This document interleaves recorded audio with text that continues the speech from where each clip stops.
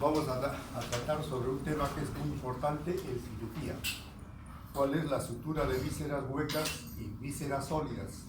Es decir, tener conocimiento cómo se debe suturar una víscera hueca, con qué tipo de material de sutura, qué tipo de puntos, de igual manera en cuanto a las vísceras sólidas, porque es diferente, por ejemplo, sutura de víscera sólida que sutura de víscera hueca, ¿no?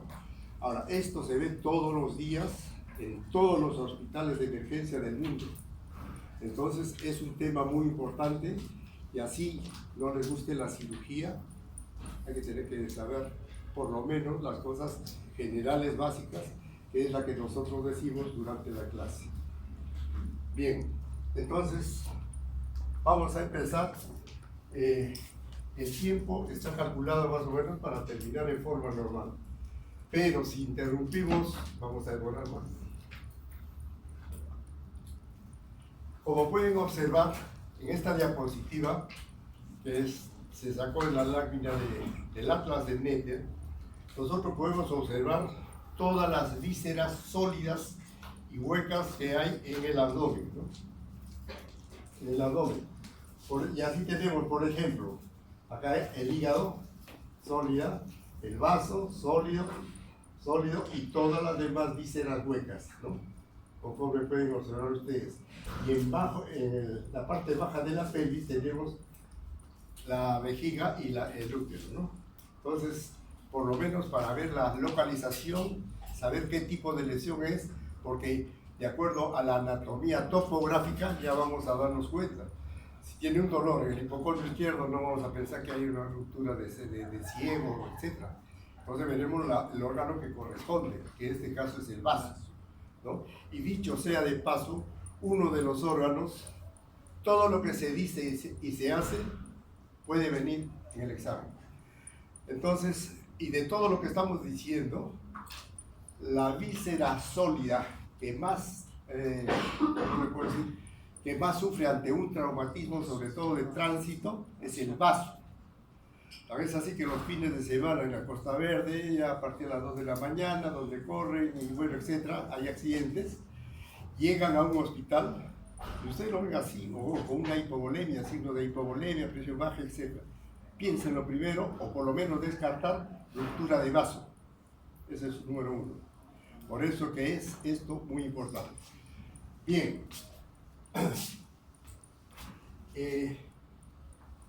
Aquí, para poder comprender mucho mejor, tenemos, y lo hemos dividido de esta manera, el tubo digestivo desde el estómago hasta el recto, obviamente son vísceras huecas, hasta acá, ¿cierto? Luego, a nivel del hipocondrio o flanco derecho, tenemos la vesícula, que también es una víscera hueca. Y en la parte inferior tenemos la vejiga urinaria. Entonces, de acuerdo a ello, ya nosotros nos estaremos dando cuenta cuál es el órgano probablemente lesionado para poder actuar. ¿Okay? Entonces, esa sería la clasificación más o menos así, en forma de resumen. En cuanto a la sutura de vísceras huecas, vamos a empezar por lo más fácil, por lo más simple. ¿Cuál es? Por ejemplo, nosotros ante una perforación de estómago o cualquier otra víscera hueca. El otro día nomás, en emergencia, llegó algunos 2 chiquillos que estuvieron peleando con unos palitos de anticucho. Uno le puso acá en el abdomen, le perforó el colon. Y entonces, ¿qué hacer, no? Entonces nos llega. Entonces era parecido a esto. Entonces, ¿qué debemos hacer? Después de hacer el examen, después de la anamnesis, una radiografía, etcétera, etcétera. Y si no llegamos al diagnóstico, hacemos una laparotomía exploradora. ¿Y qué es una laparotomía exploradora? A ver quién me dice voluntariamente.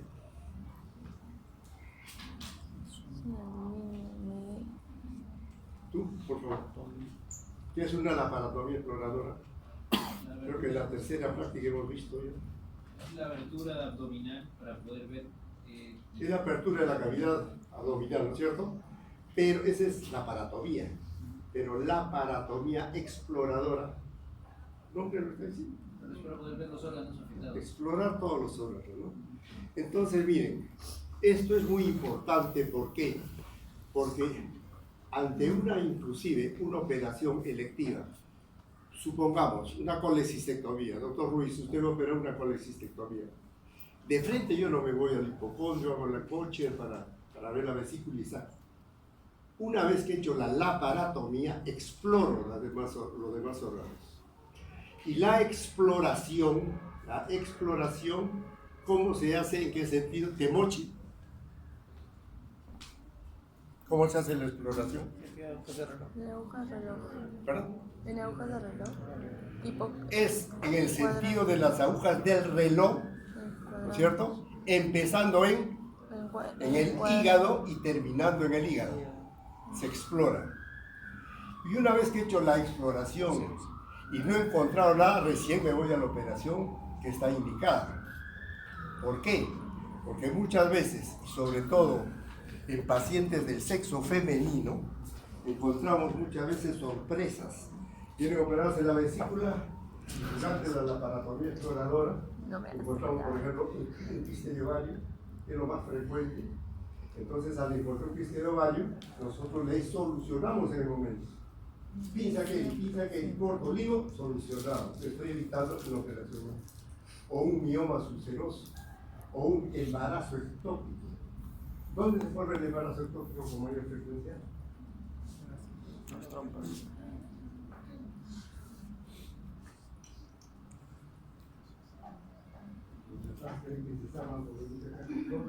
El embarazo ectópico es un cuadro ya agudo, abdominal, pero ya llega con una apetito. Pero no hay que llegar a ese momento, sino hay que evitar. Entonces, si nosotros logramos durante la laparotomía exploradora palpar un embarazo ectópico en la trompa, y solucionamos el problema. Entonces, por eso le digo que es bien importante la exploración de vísceras. Bien, entonces, una vez hecho esto, nos encontramos con una lesión puntiforme. ¿Qué hacemos? En primer lugar, reavivamos los bordes. ¿Qué cosa es reavivar los bordes? Por ejemplo, en este caso, un palito anticucho sucio, ¿no es cierto? O cualquier otro elemento extraño. Entonces, al penetrar a la cerosa, a la luz, entonces hay lógicamente contaminación. ¿Qué hay que hacer? Todo el bordecito, cortarlo, o con la hoja del bisturí, rasparlo y reavivar bordes para luego poner los puntos. Si no, o está infectado o no cicatriza, si no hay reavivación, porque no hay buena irrigación. Bien, en este caso, del más simple, se van a poner puntos simples. Y para que no te duermas, ¿con qué tipo de material de sutura crees que conviene?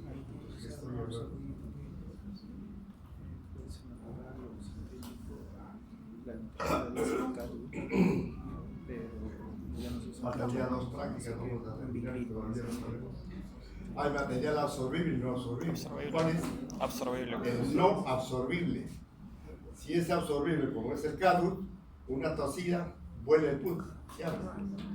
Entonces lo que le da la consistencia es el material no absorbible. Puede ser seda, nylon, vitrin, todo lo que ustedes ya conocen. Esto es muy importante. Bien, hay algunos cirujanos que hacemos lo siguiente. Inclusive a una lesión así puntiforme,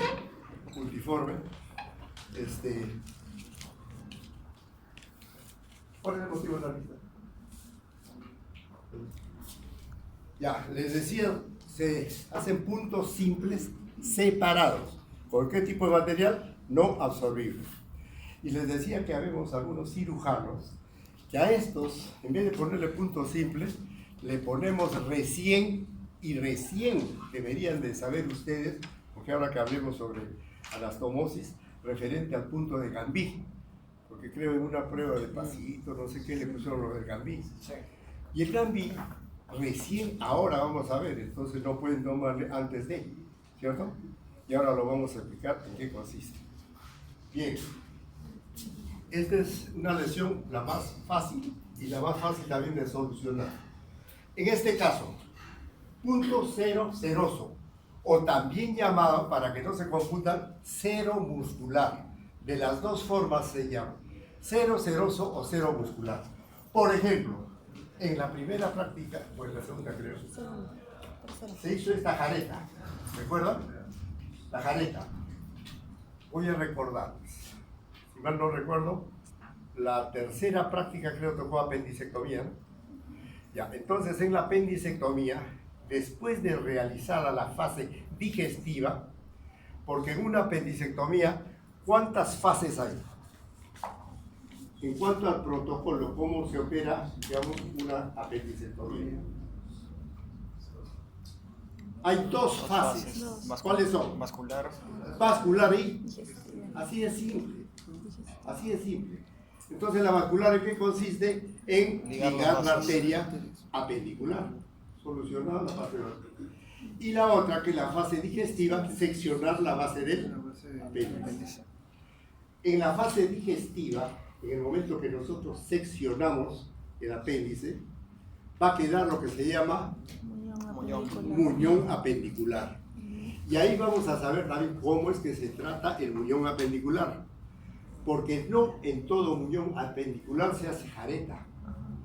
Varias veces hemos tenido seminarios, pero cuando los seminarios eran pues en el que con la participación de los alumnos, profesores, disculpen la expresión, mechadera entre profesores, bueno, después salíamos a tomar un café y librábamos a Teresa. Pero así tiene que ser, porque uno tiene una idea, otro tiene otra idea. Por ejemplo, ¿sabes? Habían 2, 3 cirujanos que decían que a todas les hacía jareta, otro que a ninguno le hacía jareta, o sea, había división. Entonces, para eso está pues el seminario, para opinar y sacar conclusiones, ¿no? Para ello, miren lo fácil que uno puede dar la explicación. Yo sí hago jareta, pero ¿cuándo hago jareta? Ustedes saben, a ver, quiero que me digan lo más. Durante la evolución de la apendicitis, hay 4 fases. ¿Cuáles son? ¿Te acuerdas? Congestiva, pulmonosa, Por favor. pulmonosa, Congestiva. necrotizante y perforante. Necrosada y perforante. Esas son las 4. Para que No, también primero se recuerden necrosa y eso después se perfora. y no se les haga tan, a veces confunde. Todos hemos pasado por alumnos, etc. Pero hay que tratar de hacer un resumen, poner atención y siempre por lo más fácil. ¿Cuál es? Una apendicitis. Una apendicectomía se hace frente a una apendicitis aguda. Entonces hay que hablar sobre apendicitis aguda. ¿Y qué es una apendicitis aguda? Es una inflamación del apéndice que tiene 4 fases. ¿Y cuál es la fisiopatología? Por obstrucción de la luz del apéndice, ¿no es cierto? Se obstruye por un coprolito, una hiperplasia folicular. Al obstruirse, ¿qué pasa con la luz del apéndice? Aumenta la presión. Al aumentar la presión, ¿qué pasa con la parte externa donde están los linfáticos? Se congestiona. Entonces a eso se llama apendicitis congestiva. Si sigue la evolución, y como quiera, en el apéndice, en la mucosa, hay gérmenes, porque son los mismos gérmenes del colon, entonces, ¿qué pasa? En el colon abunda la Escherichia coli, entonces ya se infecta. Más la defensa del organismo va a formar una pus. Y a esa fase se llama apendicitis subdurada. Sigue la evolución. Se necrosa. Sigue la evolución. Entonces, ante todas estas complicaciones, ya comienza a haber compromiso vascular. Es decir, hay ya trombos en las venas apendiculares, trombos. Y por lo tanto las arteriolas. No hay un buen riego sanguíneo, entonces eso se necrosa. Y a eso se llama apendicitis necrosada. Si una apendicitis necrosada se perfora, se llama apendicitis perforada. Esas son las 4 fases de la apendicitis. Entonces, ¿alguien tiene un plumón? Sí. Por favor.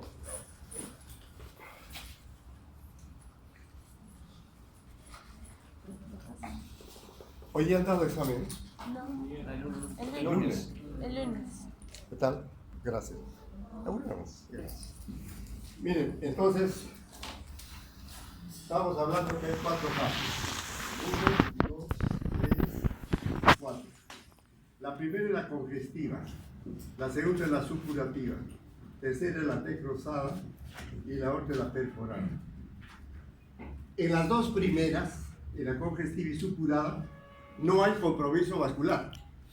Entonces el muñón apendicular, que vendría a ser este, después de sacar y quede el muñón, lo dejo así, a muñón libre se llama.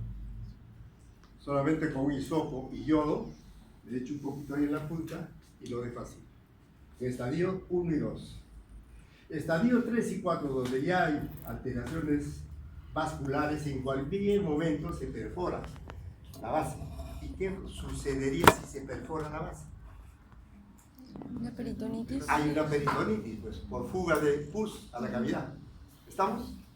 Pero si yo a estos estadios le hago una jareta, mire, entonces la jareta va a quedar así invertida. O sea, para adentro el colon. Con la jareta que he hecho por acá. Que si se abre, ¿dónde va la pus? Al intestino. Dentro del colon y evitamos una peritonitis. Entonces está justificada la jareta en estadio 3 y 4. Y ya saben por qué. ¿Ok? Bien. ¿Con qué tipo de material de sutura no absorbible? Y ahí tenemos. Entonces, ¿qué sucede? Por ejemplo, si esta fuera la base donde hemos seccionado, nosotros al ajustar esto se va a imaginar y va a producirse ese dibujo que acabo de hacer.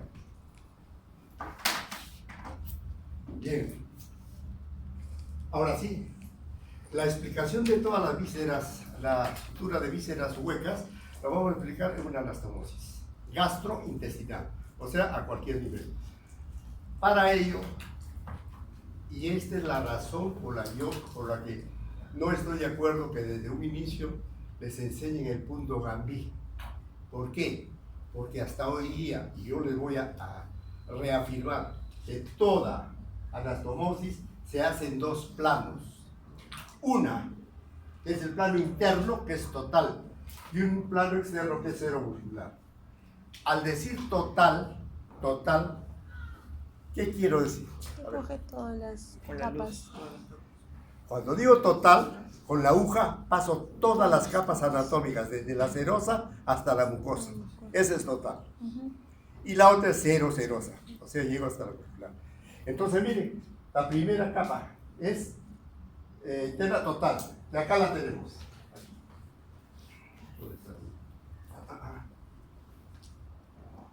Una vez que afrontamos las dos bocas,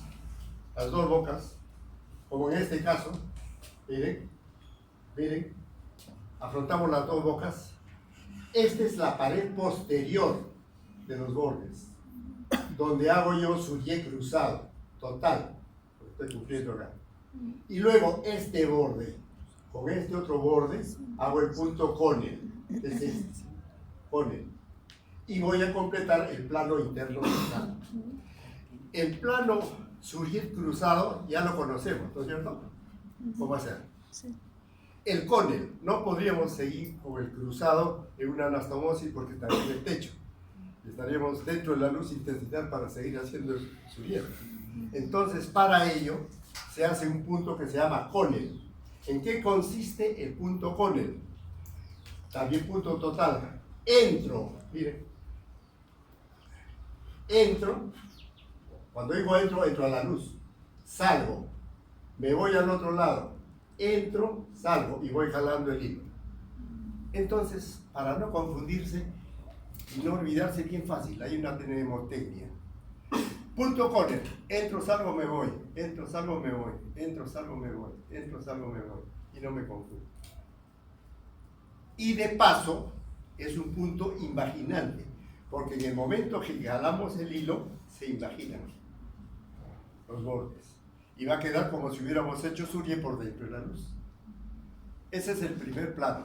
¿Con qué tipo de material de sutura? Absorbible. Y el segundo plano, que es este, es cero seroso o cero muscular. Acá tenemos, miren, cero seroso o cero muscular. En relación, y ahí les he traído otra diapositiva en la que van a comprender mejor, pero acá les voy adelantando, miren. En relación a la línea a la unión de las dos de la anastomosis, mira, yo para hacer este punto se llama lever, el 0,0. Entro lejos, salgo cerca, entro cerca, salgo lejos. Y al ajustar, se imagina. Es con material de sutura no absorbible. Y esos serían los dos planos. ¿Hay alguna duda? Si no he entendido.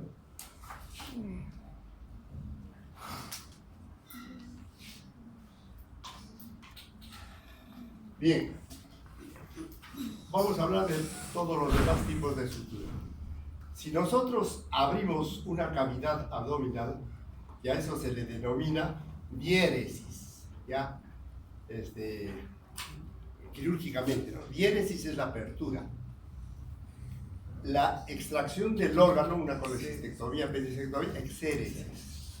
Y el cierre se llama síntesis, ¿no? Entonces, para nosotros ya hacer la síntesis, después de haber hecho las operaciones, nos valemos de una sutura que se llama suriet, que puede ser simple o cruzada. Suriet simple o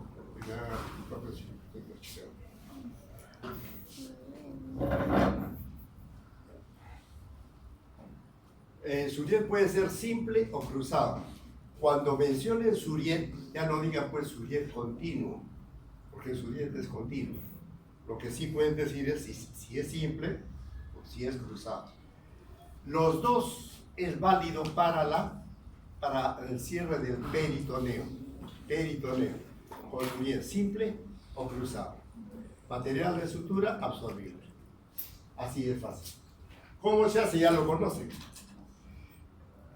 Es de arriba hacia abajo, de arriba hacia abajo y de derecha a izquierda. Ya se ve suriet. Eso ya lo conocen, lo han hecho. El otro, acá, este es un gráfico también simple, lo que acabo de decir. Se empieza con un nudo y siguen avanzando. ¿Y por qué les muestro esto? Porque va a dejar una imagen de una espiga. ¿Parece una espiga, no? Es suriet simple. Suriet simple. A diferencia de, por ejemplo, esta que es suriet cruzado. Es el mismo suriet simple, pero antes de jalar en cada punto el hilo, lo cruzo, como estamos haciendo acá con la aguja. En el simple, quiero que vean esta partecita. La aguja no la pasaría por acá, sino por acá, por donde estoy señalando y jalaría, al simple, ¿no? Entonces, pero para el cruzado lo cruzo. O sea, entro por esta oreja. Y al jalar, se va a ir formando, así como en el anterior vimos una espiga, aquí podemos observar una cadeneta. Todas las damas son así, conocen estas cadenetas, ¿no? Es fácil de determinar. Suriet simple, suriet cruzado. El famoso punto Connell, para que fijen mucho mejor. Lo que les decía, entro hasta la luz y salgo por el mismo lado. Me voy al otro lado, entro y salgo y voy jalando. ¿Ve? Entonces, entro, salgo, me voy, entro, salgo, me voy, entro, salgo, me voy. Y voy jalando y va cerrado. Punto Connell, que es punto total, que es punto Imagínate. correcto. Y quería dejarles para que ustedes, bueno, lean algo, pero no ponerles, por ejemplo, la pregunta en esta forma, sino cuáles son los puntos perforantes y cuáles no. Entonces, perforante, ya les voy a decir, es aquel que llega hasta la mucosa. Estos serían perforantes. Mientras que, por ejemplo, el Lemberg no es perforante. Bueno, sigamos. Acá lo pueden ver mucho mejor el punto Connell. Miren, lo que decía, entro, salgo, me voy al otro lado, entro, salgo, me voy al otro lado. Entonces yo creo que ya queda claro y ya no deben de confundir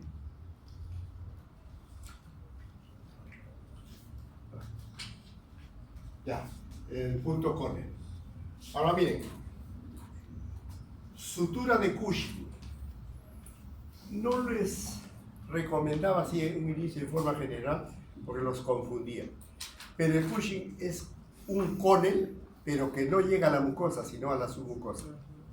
O sea, entro hasta la submucosa y salgo. Me voy al otro lado. Entro hasta la submucosa y salgo. Ese es el Cushing. ¿Por qué no quería? Hasta ahora no quiero. Porque hay un Cushing que perfora y otro que no. Entonces ahí vamos a tener problemas, doctor. Total, Cushing es cruza o no cruza, ¿no? Por eso. Pero quiero decirle nomás, este Cushing, como ven, miren, no llega hasta la mucosa, ¿eh?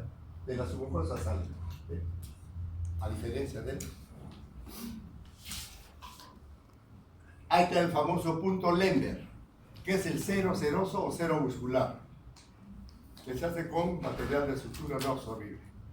Miren, en relación a esta línea de sutura, para que no olviden, miren, entro lejos, en relación a esto, entro lejos, lo que estoy ya no va apuntando, hasta la muscular y salgo cerca. Me voy al otro lado, entro cerca y salgo lejos. Anudo, y ese será el punto Lemberg. Fácil, ¿verdad? Bien. Igual. Entro lejos, salgo cerca, entro cerca, salgo lejos. Y al anudar se afronta. Para que una anastomosis gastrointestinal esté bien hecha, hay varios requisitos, principalmente 3. Uno de ellos, restablecer la continuidad del tubo entérico, lógico. Si hay un segmento de intestino y reseco por algún motivo, tengo que reinstaurar el tránsito, ¿no? Mediante anastomosis. 2, mantener una buena irrigación sanguínea en los bordes, porque si no los bordes se necrosan y hay dehiscencia. ¿Qué es dehiscencia? Rompimiento de los puntos. Claro, fracasa eso, se abre y eso, se hace una dehiscencia. Y por último, evitar la tensión de la línea de sutura. Esto es muy importante. ¿Por qué? Porque, por ejemplo, si sus dos compañeros aquí presentes, ustedes dos se dan la mano, ¿dónde se la pongo? Tú jalas para tu lado y tú para el tuyo. Fuerte. Entonces va a haber un momento en que se va a romper. Eso se llama tensión, porque hay tensión y en cualquier momento se rompe.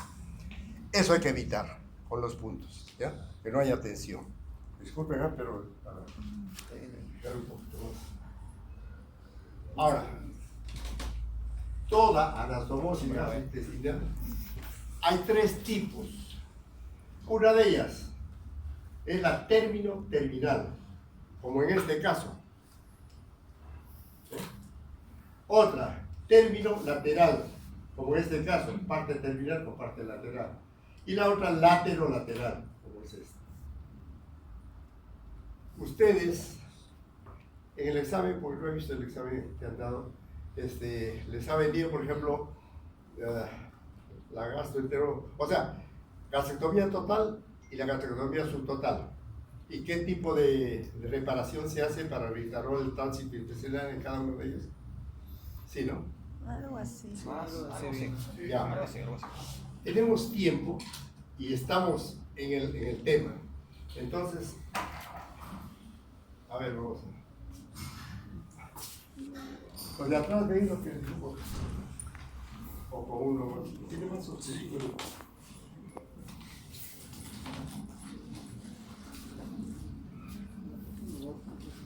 Con el rojo, ahí está.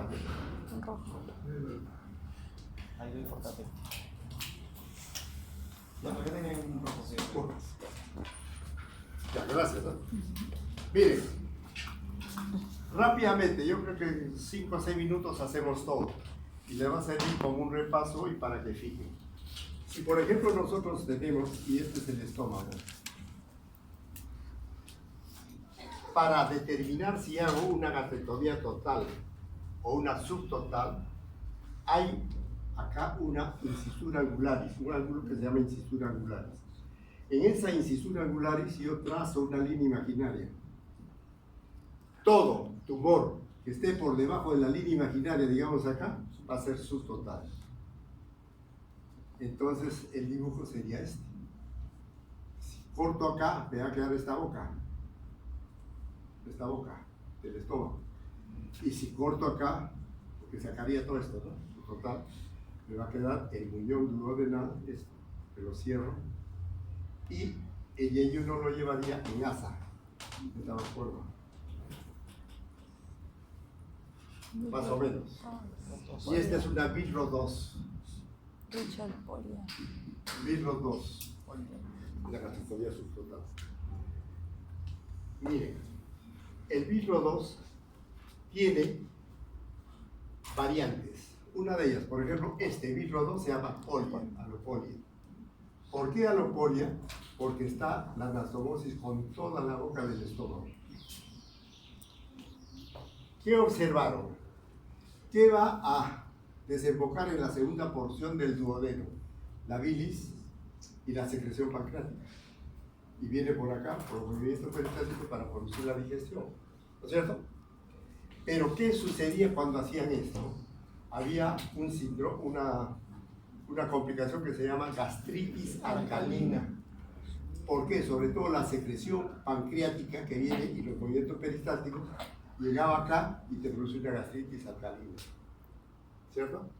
Entonces, un cirujano, apellidado Brown, dice, bueno, a esto hay que complementarle una anastomosis laterolateral.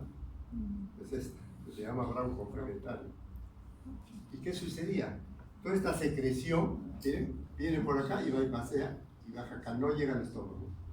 Y el bolo alimenticio, lógicamente, viene por acá y se une a las secreciones y se produce la digestión.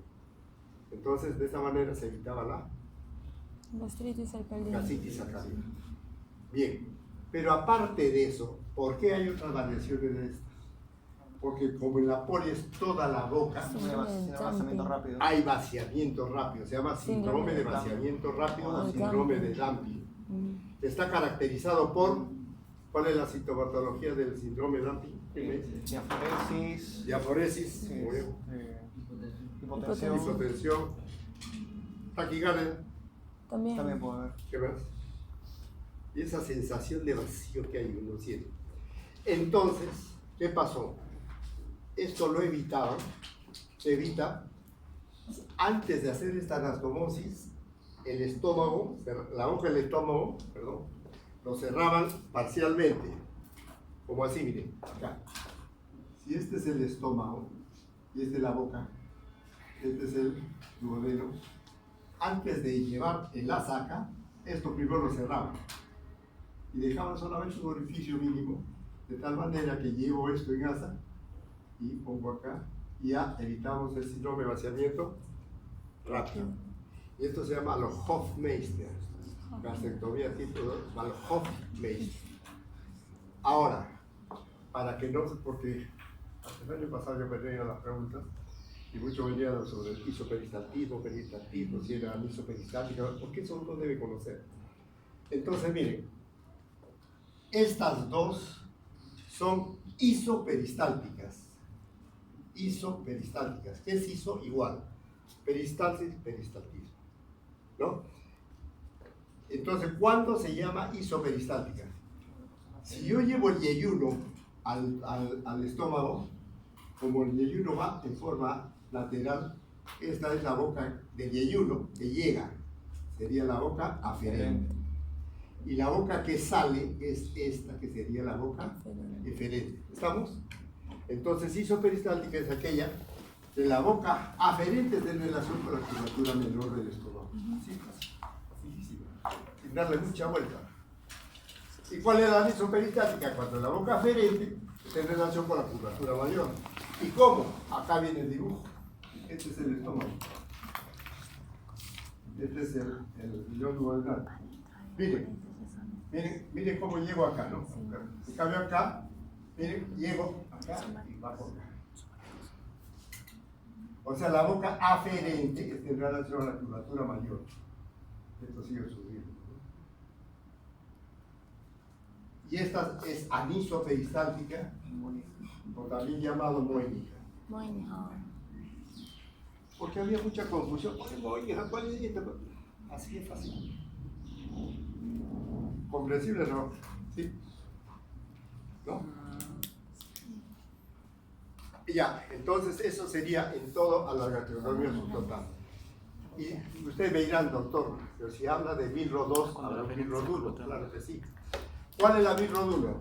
Cuando hay una lesión económica, o sea, una lesión pequeña, preantral o prepilórica acá, digamos, miren, yo secciono acá, hay una boca acá y otra boca acá.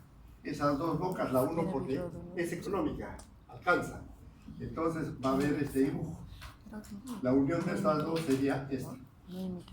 Y sigue igual. No ha cambiado el peristatismo. Otra pregunta que le tomamos en el ángulo. ¿Cuál es la más fisiológica de todas? De todas. Ahora, si le dicen, ¿cuál es la más fisiológica, a excepción del milrodulo, o sea, de todas estas? Ahora la vamos a hacer. Bien, entonces ya vimos cuándo se hace una gastrectomía subtotal y cuál sería la reparación. Ahora, si el tumor está por encima de esta línea imaginaria, digamos acá, ¿qué se hace? Una gastrectomía total. ¿Cómo sería? Bueno, primero lo dibujo acá, ¿no? Entonces, si el tumor está acá arriba, yo corto acá, miren, corto acá y corto acá. Saco el estómago total. ¿Qué me va a quedar de acá? El esófago. ¿No es cierto? Y al sacar el estómago, este es el duodeno. Le hago un unión. ¿Estamos? Entonces, a ver, ¿quién podría explicarme cómo se hace una IDERUX?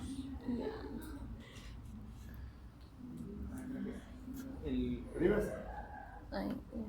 O sea, la porción terminal del yeyuno va con la boca del esófago y la porción proximal se une con el duodeno. ya, yo te entiendo, te entiendo.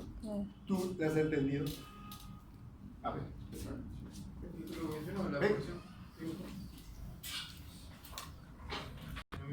La porción distal es la que se une con el esófago. Y la porción proximal es la que se va a unir con el yeyuno que se ha unido al esófago. La idea está la idea. ¿Por qué? Porque efectivamente, gracias, ¿sabes? Yo quería saber nomás.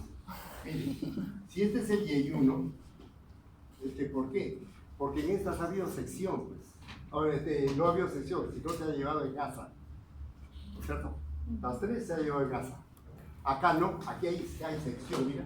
Cortamos el yeyuno a 45 centímetros y vamos a tener dos bocas. La boca 1 y la boca 2. Entonces la boca 2 la llevo acá, como dice tu compañero. La boca 2, arriba, para no confundirnos.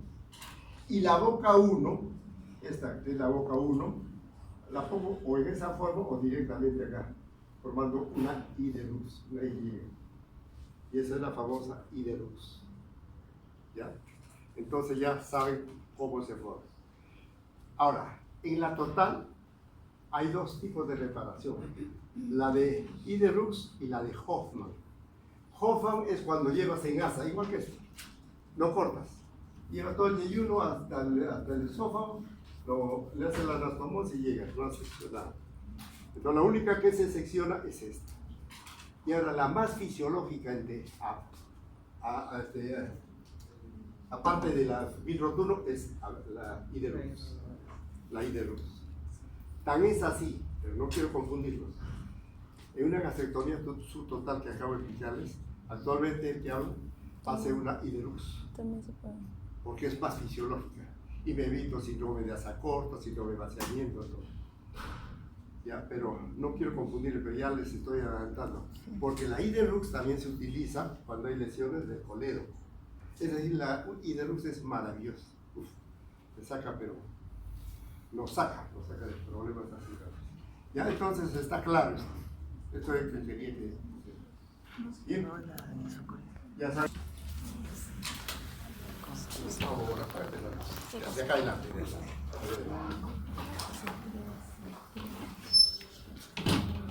Entonces, yendo, por ejemplo, a esta diapositiva, esta anastomosis va en milrodulo, ¿no es cierto? Es término terminal. Esta término lateral puede ser una gastro y en una anastomosis. Y la lateral en una umbral complementario. En la cuarta práctica hicimos resección intestinal. Aquí una cosa bien rápida nomás. Si es una asa intestinal, entonces supongamos que hay un tumor, hemos hecho una resección acá, acá y hemos sacado el tumor. Y nos vamos a la anastomosis, que ya está hecha acá, siempre en dos planos. Pero aquí también tiene dos fases, la fase vascular y la fase digestiva. En la fase vascular, antes de hacer la resección del intestino, digamos todos los vasos que irrigan ese segmento que lo vamos a sacar. Entonces, ¿qué nos va a quedar? Aquí ya se va cerrando. Nos queda una abertura que se llama ventana mesentérica, que acá ya se está cerrando con puntos simples. Mejor dicho, esa ventana mesentérica siempre se debe cerrar. ¿Alguien me dice por qué? Para evitar evitar- filtraciones. Para evitar una hernia interna. Porque por ahí podría meterse un segmento de intestino, y lo estrangula. ¿no es cierto? Y esa hernia interna nos va a llevar a una obstrucción intestinal. Ese es el motivo por el cierre. Y es la única hernia interna.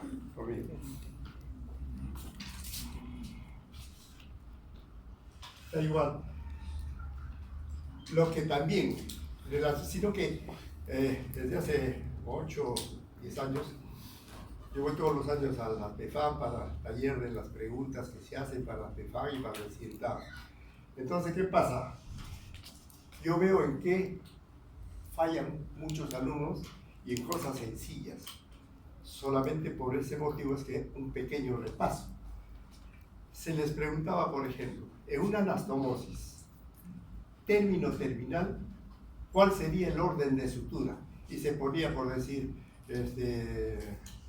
Surriet, Lember, Connell, etc., diferentes formas. ¿Ya? Entonces, el alumno tenía que ver. Si es término terminal, como la que vimos anteriormente, se empieza por Surriet. Surriet, luego Connell, Después Lember. Lember y Lember, ¿no es cierto?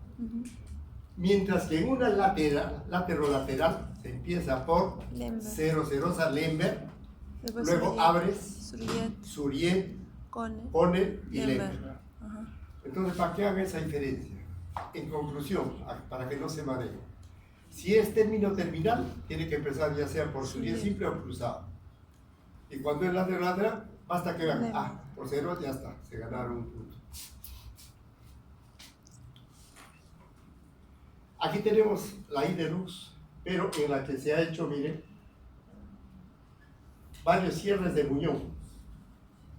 Estos cierres de muñón, también a la hora que les hablé de los puntos de Connell, etc., hay un punto que se llama Parker-Kerr. Parker-Kerr. Un favor, ¿podrías despertarlo tú? O pasarle una almohada. Los muñones, entonces, ¿en qué consistía? Ya conocen, yo sé, se levantan temprano. Para los muñones, se hace lo que se llama el Parker-Kerr. Agarras un clamp, donde vas a hacer el muñón, y luego ahí abajo haces un cushion, el cushion que les enseñé. Y una vez que has terminado, sin sacar el clamp, una vez que has terminado, para que no se extravase el contenido, y una vez que has terminado eso, sacas la pinza y vas ajustando. Entonces te cierra, y a eso le complementas un Lember. Eso se llama punto de Parker-Kerr, ¿ya? Pero, como en un inicio les dije, el que habla, y muchos cirujanos, hacemos el punto de Gambí. A ver. Cumple que se una mucosa con mucosa, serosa con serosa, pero en un solo tiempo. Doctor, pero ¿por qué usted es tan caprichoso? ¿Por qué no se enseña que en dos planos ya abren uno? Le voy a decir por qué. A ver.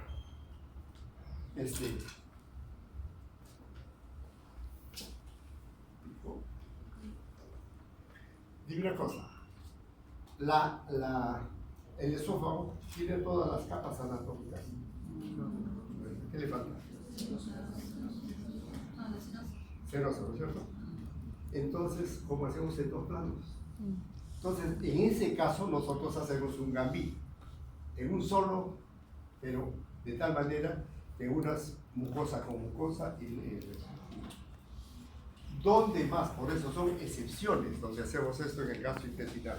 Ahí arriba, ¿y quién me dice a ver en qué otra parte del tracto anatómico tuvo que sería lo mismo? ¿Cómo veis? Muy bien. ¿Qué otra parte de los intestinos se representaría directamente? Pero que un intestino tiene también es una vía.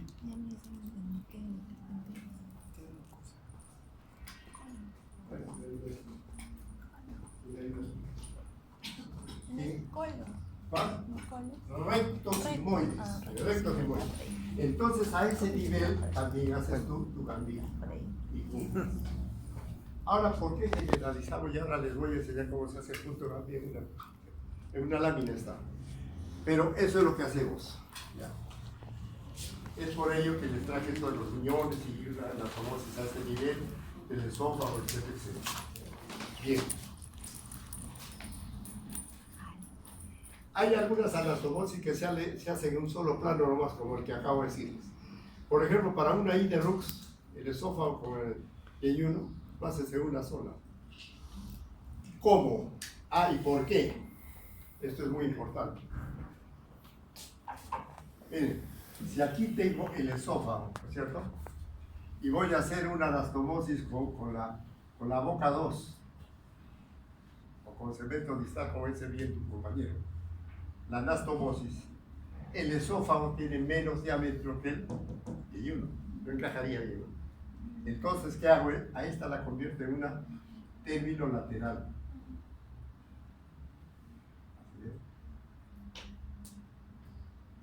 Aquí le hago el muñón y aquí hago justamente un cortecito, exactamente el mismo diámetro que el esófago, y cierro. Entonces, está perfecta y es fisiológica, es la anastomosis. ¿Ya? Sería término, es por eso que hacemos término lateral, para que encaje perfectamente. El diámetro con el diámetro. Ya. Bueno, digamos.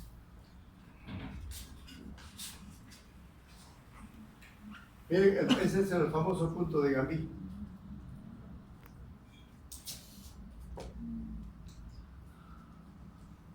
Miren, estos son los dos bordes que vamos a afrontar, ¿no es cierto? Entonces, con la aguja entro. ¿Qué cosa es entrar? Hasta la luz, o sea, traspaso la mucosa. Y ahí mismo, por la mucosa, salgo. Y me voy al otro lado, entro por la mucosa y salgo lejos. Anudo. ¿Qué va a pasar? Se va a afrontar mucosa con mucosa, serosa con serosa. O sea, con sus capas, sus homólogos, sus pares, ¿no? ¿Se dan cuenta? ¿Gaby? ¿Hay alguna duda? No. Bien. Bien, para concluir con las suturas de vísceras huecas, hay una comparación que se suele hacer. Sutura mecánica, sutura mecánica, miren, lógicamente, como son unas, le llaman pistolas, con unas grapas, lógicamente con un disparo, ya te pones 10 puntos, 15 puntos, entonces es más rápido, por eso le pongo, ¿no? Rapidez. Mientras que el otro lo haces más lento, pero menos costo, porque las grapas son caritas, pero lo haces más rápido. Esa es la única diferencia. La otra, la uniformidad de la técnica quirúrgica son similares. O sea, uno que es más rápido, pero gastas más. Porque uno dice, no, yo quiero mecánica, no, yo quiero manual, ¿no? Entonces, eso es. Y luego de esto ya entramos a la parte más corta, que es la sutura de vísceras sólidas. Una pregunta, pero así con toda franqueza, sinceridad.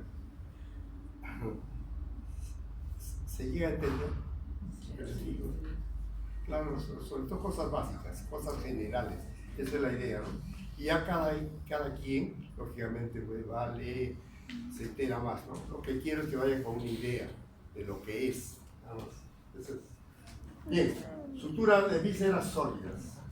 Acá tenemos, por ejemplo, el vaso, lo que les dije hace un momento, que es el más frecuente que se traumatiza. Y entonces, en la primera práctica, hicimos 4 puntos separados.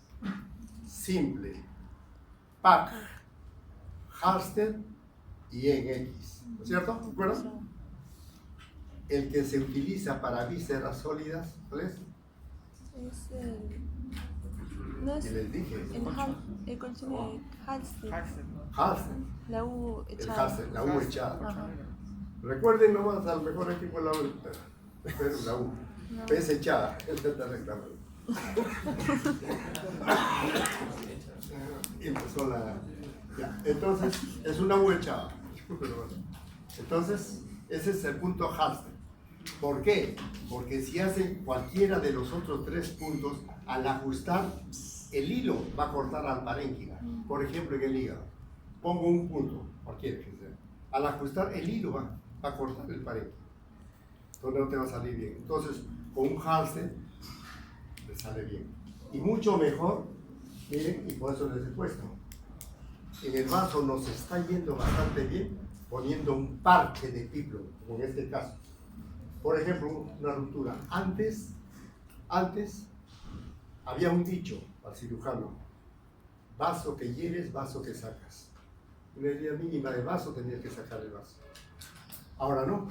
Ahora, por ejemplo, tú tienes una sección amplia, una ruptura del vaso, llevas ahí el epiplo como parche y haces tu punto de, mira el Halster, mira el Halster, entras, avanzas, sales, es una U, ¿no? Mira cómo dibujo la U. Y anudo acá. Entonces al anudar, obviamente, va a cerrar. No olviden, vísceras sólidas, punto de Halster. En algunos casos se ponen parches y en algunos no. Y para aquellas personas que, bueno, había mucha pérdida del vaso en sí, del parénquima, hay solución si le hacen una esplenectomía. Porque ¿qué funciones tiene el vaso? ¿Qué me dicen? A ver, uno por uno. Comunitario. ¿Qué pasa si no hay vaso? Infección. Baja el sistema inmunitario. Y además, los glóbulos rojos, ¿dónde mueren? En el vaso. Entonces, ante todas esas pequeñas complicaciones, ¿qué se hace cuando se extirpa? Se hace una esplenectomía total. Una vez que ya uno tenga el vaso en la mano, le hace unas corta en laminitas, le llamamos lonjitas. Corta unas lonjitas, así delgaditas, y lo pegas en el epiplo con un puntito. Y esas lonjitas, esas tajaditas mínimas de vaso, hacen la función. O sea que también todo va avanzando. Hay que estar leyendo. No quedarse en lo que enseñaron hace tiempo. Bien. Eso sería en cuanto al vaso. Ya sabemos cuál es. Ahora, ¿qué práctica hicimos la esplenectomía? La primera, ¿no? Segundo. O segunda. Segundo. Era más difícil, es más difícil sacar, por ejemplo, un vaso en el conejo que en el humano. ¿Por qué? Porque el conejo, recuerda una lengüeta y varios vasitos, que tenía varios vasitos para sacar. En el humano no. El vaso tiene una forma ovoidea con su pedículo, la arteria y la vena esplénica. Disculpen la expresión, pero para que sepan que rápido se hace un pinzazo acá, otro pinzazo, cortas ligas. Y acá 4 venitas, vaso en la mano. Así es fácil, ¿no? Entonces, no, o sea, que hay que hacer un buen diagnóstico nomás. Ese es lo básico. A mí, por ejemplo, mi profesor, el tutor y para mí, el mejor cirujano de todos los tiempos ha sido el doctor Raúl Romero. ¿Usted es el señor Rodón? ¿Verdad? ¿Usted es el doctor Rodón? Sí. Hola, sí. Estoy llamando de la playa, su carro lo ha prendido, su carro. Ya, gracias. Ya, Ya. gracias. ¿eh? Ya, listo. Ya, pues me la van a empujar.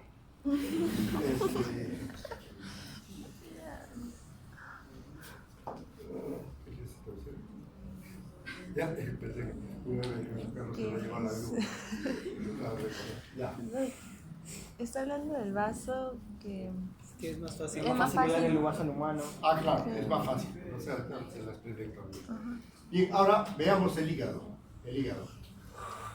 El hígado, ustedes saben, es un órgano, es un laboratorio del cuerpo, del organismo, donde tiene unas funciones, pues, pero, bueno, ya ni las menciono. Las personas sin hígado no viven, ¿cierto? Bien. Para ello, ¿qué sucede? Antes había un tumor, hay que sacarle la mitad del hígado, no esta parte, una lobectomía, etcétera, etcétera. Ahora no. Ahora, ¿qué sucede? El hígado, como lo vamos a ver más adelante, y como en este lado, miren, voy adelantando un poquito, aquí, está dividido en segmentos. Y cada segmento, antes quería decirles esto, si no me interrumpieron. El hígado tiene la vena porta, la arteria hepática y el conducto biliar. Todos ellos forman la tríada portal, ¿no es cierto? Entonces, ¿qué sucede? En muchas oportunidades, cuando hay un traumatismo de esos fuertes, un estallamiento de hígado, por ejemplo, el hígado te comienza a sangrar y el paciente se pierde en sala de operaciones por hemorragia. Entonces, tú puedes hacer un clampaje de los tres elementos, y a eso se llama maniobra de Pringle.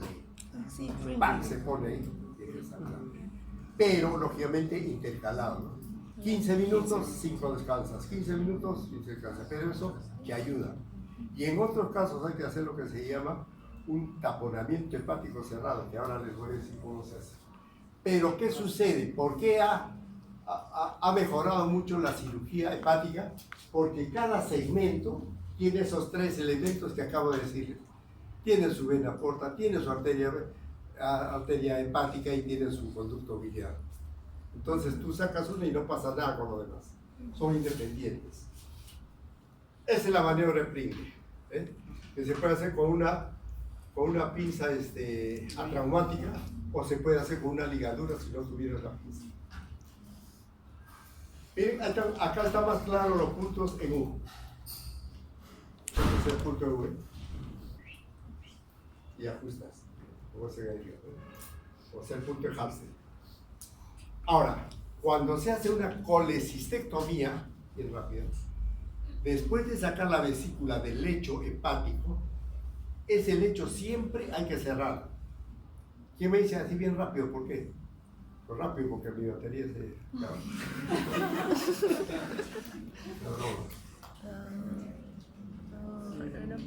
¿Quién me dice? Porque al sacar el vaso que está empotrado, la vesícula está empotrada en el hígado.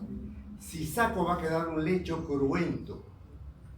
Y en ese lecho cruento se puede adherir cualquier intestino o cualquier órgano. Va a formar adherencias. Y esta adherencia te va a llevar también a la obstrucción. En aquella época, yo les estaba diciendo del mejor cirujano que he conocido, el doctor Romero Torres. Cómo nos enseñaba y todos los que daban, ¿no? Inclusive el punto con él, entras, sales, te vas, entras y hasta ahora. Y por ejemplo acá, cierren siempre. ¿Por qué? Porque hagan de cuenta que ese lecho tiene enterocal. ¿Qué pasa si hay enterocal? Se pega a cualquiera. Tengan en mente eso. Entonces, siempre cerrar. Pero, ¿cómo se cierra? Con su 10 cruzado y con un canto. Por eso es que se mostraba así rápidamente. Igual, esos son los segmentos. Y acá cada uno de ellos les voy a dejar estos cuadros, porque estos cuadros les van a dar una repasadita. No pasarlo al reloj ni a la computadora, sino leerlos. Y ver, por ejemplo, ¿no? ¿Cuál es la técnica? Se hace una hepatectomía derecha, una izquierda, lobectomía izquierda, segmentectomía. Cada cual tiene su nombre de acuerdo a lo que uno extirpa. Si es un segmento, segmentectomía. Si es un lóbulo, lobectomía. ¿No? Bien. ¿Ve? ¿No? Por ejemplo, lobectomía va a ser ¿cuándo está indicado? Cuando hay quistes, cuando hay cáncer de hígado, adenomas, ruptura del parénquima hepático o carcinoma de vesícula.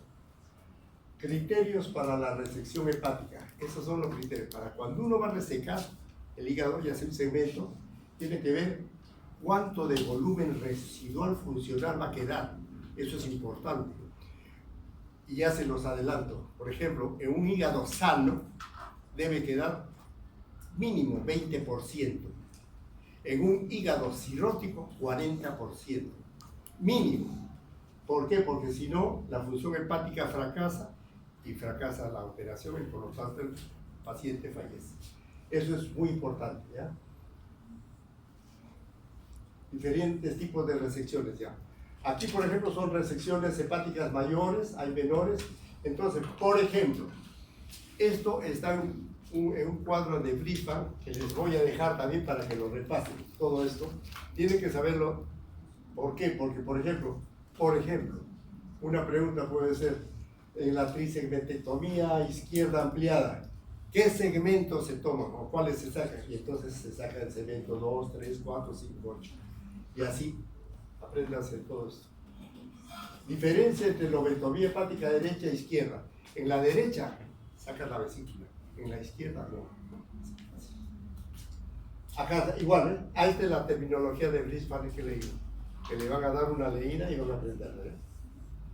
Cuáles son los segmentos que se sacan en tal caso, ¿ya? Y una lobetomía bien reglada no debe sangrar. Antes el problema era una hemorragia. En el momento había una hipovolemia y el paciente fracasaba, la operación fracasaba.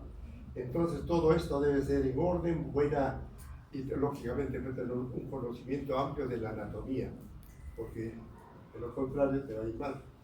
Entonces, evitar la falla hepática postoperatoria, ya les dije hace un momento, mediante la reserva funcional hepática. 20%, 40%. Tiene que hacerse una ecografía intraoperatoria, una oclusión vascular y un buen drenaje. Ahí están los volúmenes. 20% en uno y el otro 40%, ¿ya? Volumen total. Y estos son los instrumentos que se utilizan y dentro de ellos el LigaSure o el electrobisturí armónico es lo mejor para esto, porque conforme va cortando va coagulando, entonces evita el sangrado. ¿Ves? Todo bien reglado hacer y vas haciendo tu hemostasia. No sacar un segmento para después hacer la hemostasia. Conforme vas avanzando, vas ligando. Y así te tiene que quedar una operación de hígado. Y para terminar, porque esta es la última de la vida, hablamos sobre la operación de Whipple. ¿Qué es la operación de Whipple? O llamada también la duodenopancreatectomía. Así se llama, duodenopancreatectomía. Cuando hay un cáncer de cabeza de páncreas, por ejemplo, todo esto. Entonces, miren lo que se hace. Yo pongo atención 2 minutos. Secciono acá el colédoco. Al seccionar queda una boca que es la A. Secciono el estómago a este nivel. La boca va a ser la B. Secciono el páncreas, casi en la cola, y la boca que va a quedar en la C. De igual manera, el yeyuno secciono a este nivel. Y entonces, ¿para qué? Para que me exista esta boca A, que la voy a unir con esta para reconstruir. Como vemos acá, ¿ven? A con A. Corto acá, A con A. B con la B, con esa B, acá, abro una boca. B con B y C con el páncreas. Entonces la reconstrucción tiene que hacerse de esa manera. Al hacer esta anastomosis, la complicación número 1, ojo, es la fístula pancreática. Entonces, para que ello no ocurra, nosotros esta anastomosis lo hacemos en telescopaje. En vez de poner así la anastomosis, metemos así, ponemos unos puntos adentro y luego afuera, nos aseguramos, en telescopaje. Eso evita la fístula pancreática.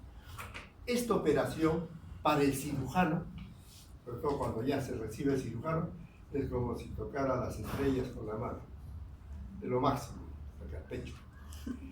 Y cuando tú les das también a un residente de 3er año, un residente que ya va a ser cirujano, que tenga interés, que sepa y tenga condiciones, él también le va a decir lo que yo a ustedes también quiero decirle. Gracias.